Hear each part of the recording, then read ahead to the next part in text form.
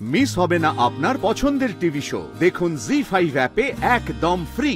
বাবা লুকিয়ে এমন একটা অন্যায় কাজ করে চলেছেন, আর বাড়িতে মায়ের সাথে কিরকম ব্যবহার করেন। মা কেন যে চুপ করে সবকিছু সহ্য করেন কে জানে। মা যে কতখানি ঠকে চলেছেন তা তো উনি জানেনও না। যখন জানবেন উনি কি করে সহ্য করবেন মা চণ্ডী? মনে হয় এসি এ বাড়িতে লাগানো হবে না। তুমি এমন করছো কেন? ওদের কষ্টটাও তো বুঝতে হবে তোমাকে নাকি? আমার কষ্টটা কেউ বুঝবে না। এ বাড়িতে কি হবে না হবে সেটা আমি বুঝবো। দাদু দাদু দাদু তুই চলো তো, তুমি শান্ত হও না একটুখানি। কেন এরকম করছো বলো তো? নাকি তুই এর মধ্যে মধ্যস্থতা করতে আসবি না? না, আমি চুপ করে থাকবো না। তুমি কেন এরকম অশান্তি করছো বলো তো দাদু? তুমি তো চাও ওরা সবাই এই বাড়িতে থাকুক নাকি? তুমি কি চাও ওরা কষ্ট পাক? ওরা গরমে এসি ছাড়া থাকতে পারে না, ওদের গরম জলের প্রয়োজন হয়। এই বাড়িতে যদি এসি আর গিজার বসানো হয় তোমার কিসের সমস্যা তুমি আমায় বলো? মানুষগুলো নিজের মতো করে ভালো থাকুক, এটাই কি যথেষ্ট নয় তুমি বলো? তারপর ওরা যদি বাড়ি থেকে বেরিয়ে যায় তুমি আবার ওদেরই দোষ দেবে। জোনাকি তো ঠিকই বলেছে, ছেলে বৌমারা এতদিন পরে এসেছে আমাদের সঙ্গে থাকতে। আমরা যদি ওদের অভ্যেসের সাথে একটু মানিয়ে গুছিয়ে না নিই তাহলে কি করে চলবে বলো তো? সব সময় যদি আমাদের জোরটা ওদের ওপরে চাপিয়ে দিই তাহলে ওরাই বা কি করে থাকবে বলো তো? মা বাবা হিসেবে এইটুকু কি আমরা ওদের জন্য করতে পারি না বলো তো? ও বাবা, বলছি এসিটা লাগাতে দাও না। দেখো আমরা এই যে সবাই মিলে একসঙ্গে আনন্দ করে হই হই করে রয়েছি, এটাই তো আমরা চাইছিলাম বলো। এই সামান্য এসি গিজার এইসবের জন্য আমাদের এই মজাগুলো নষ্ট হয়ে যাবে? এটা নিশ্চয়ই তুমি চাইবে না বলো বাবা?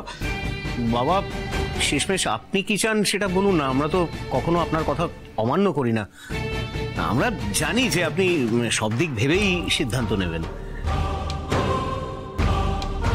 বেশ, এসি বেশি যা লাগাবার তোমরা লাগাও।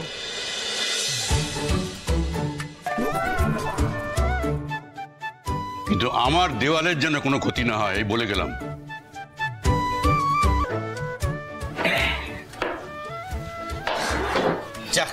फाइनली दादू राजी। अब क्या करेगा पाज?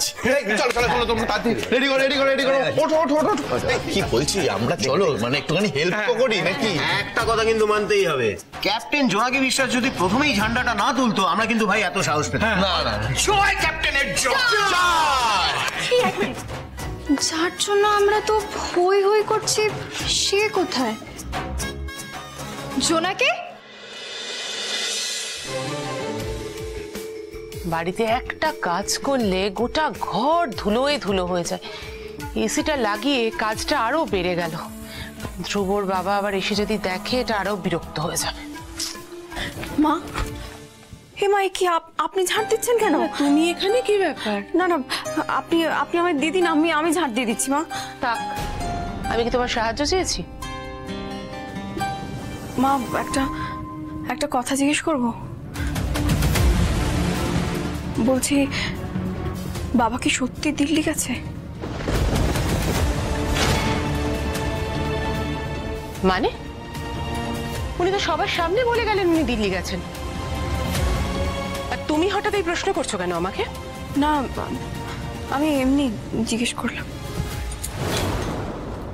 কি ব্যাপার বলো তো? উনি কোথায় গেছেন না গেছেন সেটা নিয়ে তোমার এত মাথা ব্যথা কিসের? তুমি আমাকে এই প্রশ্নটা করার সাহস পাও কোত্থেকে? বাড়ির প্রত্যেকের ব্যাপারে ইন্টারফেয়ার করার অধিকার তুমি পেয়ে গেছো? না, আসলে উনি ঠিকমতো পৌঁছেছে কিনা সেটা জিজ্ঞেস করছিলাম। আপনাকে ওরম ভাবে সকালবেলায় বললো উনি দিল্লি চলে যাচ্ছেন, তারপর ফোন করেছে কিনা জিজ্ঞেস করছিলাম। এই মা শোনো না, বলছি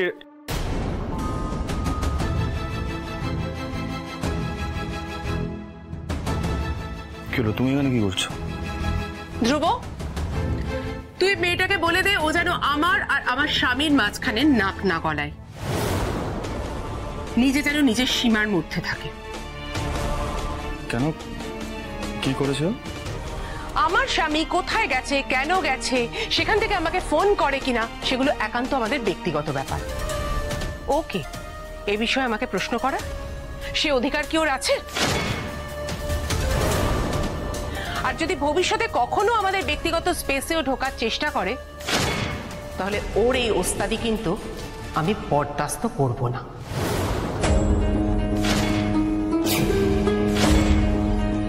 আরে বাবা, মা শোনুন। ও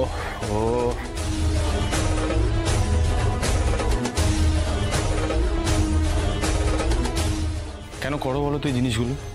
তুমি খুব ভালো করে জানো মা জাস্টিস অজয় মেটা তোমাকে খুব একটা পছন্দ করে না, তা ওদের পার্সোনাল স্পেসে ঢোকো। ভাই সবকিছু ব্যক্তিগত বলে উড়িয়ে দেওয়া যায় না নাতি বাবু, চোখ বন্ধ করেও থাকা যায় না।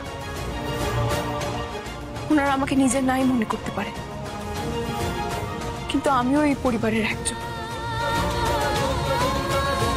এই পরিবারের কারোর যদি কিছু হয় তাহলে আমি তপদে তপদে। আরে জোনাকি কোথায় কেন কি হলো ব্যাপারটা বুঝলামই না। দাদা ফিরলে? হ্যাঁ, আর বলিস না, একদিনে দুবার ফ্লাইট জার্নি। দিল্লি যাও, মিটিং করো, তারপর ফিরে আসো। ওহ, হেক্টিক হয়ে যায় বুঝলি।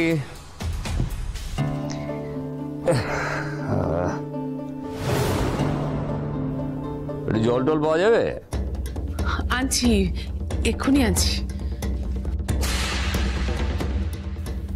ইস, বাবা লুকিয়ে এমন একটা অন্যায় কাজ করে চলেছেন, আর বাড়িতে মায়ের সাথে কিরকম কিরকম ব্যবহার করেন।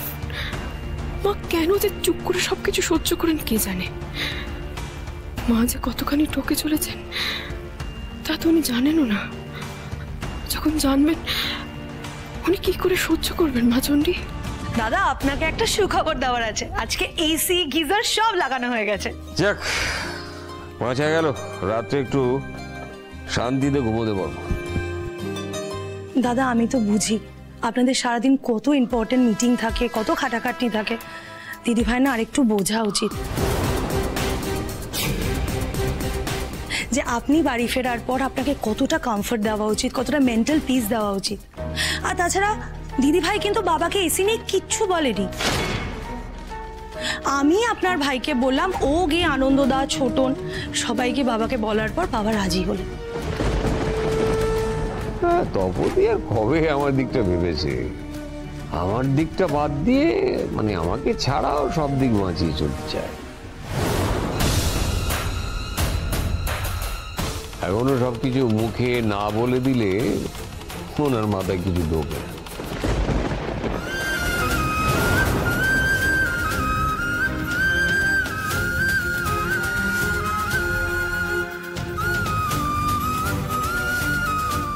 এই নাও জল। জি5 ডাউনলোড করুন আর সব এপিসোড দেখুন একদম ফ্রি।